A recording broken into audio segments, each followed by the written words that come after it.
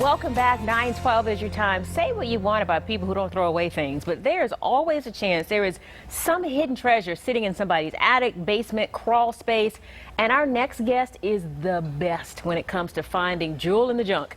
Antiques expert and TV host Paul Brown joins us this morning to analyze some items from you, our Fox 5 viewers. And we were literally just talking during the commercial break because I heard you tell one of our anchors you love things. Right. Well, I was born You're with a curious mind. fascinated by that, I'm fascinated by things, and I like to look things up. And then having been in the business for most of my life, you learn things by osmosis. See, people here most of your life thinking in adult life, Right. since you were a little one. Since I was like a babe in arms. Yes. Garage sales, estate sales, auctions, all sorts of things, flea markets. Do you have a sixth sense about, when you see something, or do you have a little bat cave that you go into and you analyze? Well, of course. I have a computer and a phone like everybody else, but growing up and saying, no matter what you grow up with, you get sort of inculcated, and you get to learn what's quality, what's good, and of course I have my own personal taste as well, like everybody. Yeah, I think it's a gift. I do like to I really, really do. You probably allow you do me to it so share it with naturally. you. Yeah, but I think it's fantastic. Let's just start with our first one. All right, let's start with the first one. It's a cookie jar. Cookie jar, indeed. Okay. It's a Mickey Mouse cookie jar. Oh, look at that. Of course, Mickey, obviously, probably one of the most beloved and well-known cartoon characters, or really fictional characters in the world. Dates to about 1928. Mickey made his debut in Steamboat Willie with his girl, Minnie. And so now that's the Mickey part. Right. The cookie jar part dates to the 1700s in England, where they're called biscuit jars. They call their cookies biscuits. And so they really didn't make their popularity in this country until about the 20s and 30s, when advertisers decided that it's a good idea to be in the American kitchen. So you had things like Aunt Jemima and Snap, Crackle, and Pop, and the Coca-Cola Santa Claus. And of course, Disney's not going to miss a chance to market. You had Mickey Mouse. Now, this is a particularly cool piece. I guess it's not on the screen. Hey, Jen, can we bring one back up again? It's a 2-in-1. So on one side, that's Mickey. If you spun it around, it's Minnie on the other side. Cool. Oh yeah, and this dates to about the 1940s. And originally, it would have been brightly colored painted. He would have had his shorts on, and his black buttons, and his red shorts. On the other side, Minnie would have had her big bow in her hair. Again, this dates to 1940s. They sold well. There's a lot of them out there. However, being Disney, there's always going to be a value to it. Always. It's never going to be worth less. It's worth now somewhere between $75 and $150.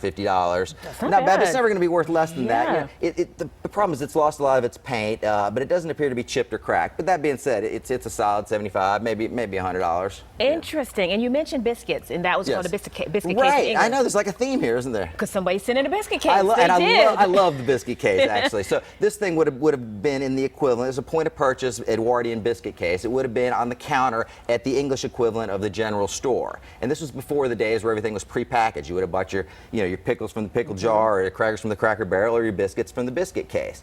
And this is Edwardian, which is to say early 20th century, and that's indicated by this dark wood and that dental molding and that wonderful, that's reverse on glass where it says Car and Company.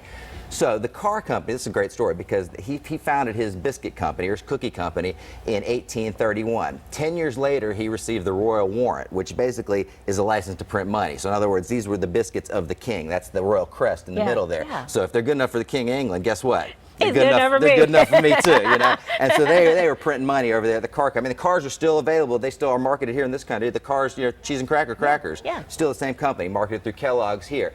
Like I said, this dates to the early 20th century. You can almost pinpoint it probably somewhere between 1901 and 1910. It's in wonderful shape. That's mahogany wood. Obviously, our viewer here is using it as a bookshelf, and I blew it up last night. There's pretty good taste in books. I got several of those same books. My wife and I were looking at it. But again, it would have been on the counter at the general store, and you'd have bought your biscuits out of there. If you were a proper Englishman, you'd take them home and have them with your tea. It's worth a solid $800 to $1,200 all day long. Yeah, it's a great piece. And the key is that reverse on glass. If that gets cracked, there's no replacing it. It's a wonderful piece. I would hold on to that. Really cool. I got to tell you, I'm fascinated by the stories, if nothing else. I know. I'm sitting here listening to you, just fascinated by the stories. Thank you. Amazing. Okay, so the last one we have the National Cash Register. Okay, so that noise that we all say, cha-ching. Cha-ching. Okay, that's where this comes from. This is the National Cash Register. In 1884, a man named John Patterson invented the cash register, and he founded the National Cash Register Company in Dayton, Ohio. That's a cash register. That's what's a shame, because I had to clarify this with the producer because I couldn't tell if it was. The cash register's on top. I wish we had a picture of it. But there's a wonderful old brass cash register on the top. And this was known as the floor model, right? Because on the top right, you can't see it from the picture, there's a lever that corresponds to each of those drawers. So this thing really represents the beginning of data analysis. So each drawer would correspond to a department. department within the store. So maybe drawer A was general goods, drawer B was housewares, drawer C could have been auto parts. And so at the end of the week or the day or the period, you had all your sales receipts and of course all the cash. And you could really, this was the beginning of modern data analysis, NCR, National Cash Register. Now an interesting story about National, they enjoyed a monopoly from the time, for about 30 years until the government broke them up in 1912. And National, John Patterson had a guy named Thomas Watson that worked for him.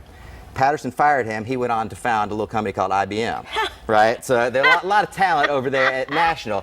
And what's great is also National's still in business today. They're actually based here in Metro Atlanta, which is kind of cool. They moved from Dayton some years back. They're based just north of the perimeter. That piece, again, from a department store. I don't know where the viewer's from. It likely could have been, downtown Rich's, or for those of us of a certain vintage, downtown Davidson's or something like that. Yeah. You remember Davidson's? Yes, I do. All right, good. So great piece. Now the thing is it's heavy. It's heavy like a Chevy. They were designed to be heavy because you don't want anybody walking out with your cash register. You know what I'm saying? True. So once it's there, it's there. So it makes it a little tougher to sell, but there will always be a market. Now here's a cool thing about National too. You can take that top drawer out, and every single one I've ever seen, underneath the drawer is a paper label, and you can tell exactly when the thing was manufactured and to whom it was shipped. So this, I would encourage the viewer to pull that top drawer out and look underneath. There's always a paper label under there that was pasted on. That piece, based on what I can see, which is admittedly not much, probably 1920s, 1930s, from a big department store. The smaller ones are actually more valuable for the one reason is they're easier to move and you can put them on your bar or countertop. That one's still a solid $1,000 to $1,500 all day long. Whoa. Easy $1,000, $1,500, perhaps even more. And it probably will still work. There's nothing that will break in there. If you got in there with a little WD-40, it's just mechanics. It's usually gummed up from the age, but it's kind of cool. The nerd in me is just fascinated by right this. then. I love it. And here's the best part. He's going to be joining us throughout the summer, taking a look at some of your hidden treasures. In fact, I think we're going to start cleaning out our closet here at Good Day. Send in some good stuff. Yes, continue to submit your hidden treasures from home on the Fox 5 Facebook and the Twitter pages. And if you want to follow Paul Brown directly, just feel free to tweet him at Auction King ATL. All right. Wow, thank you for that. We can't Thanks for wait to having see you me. back here.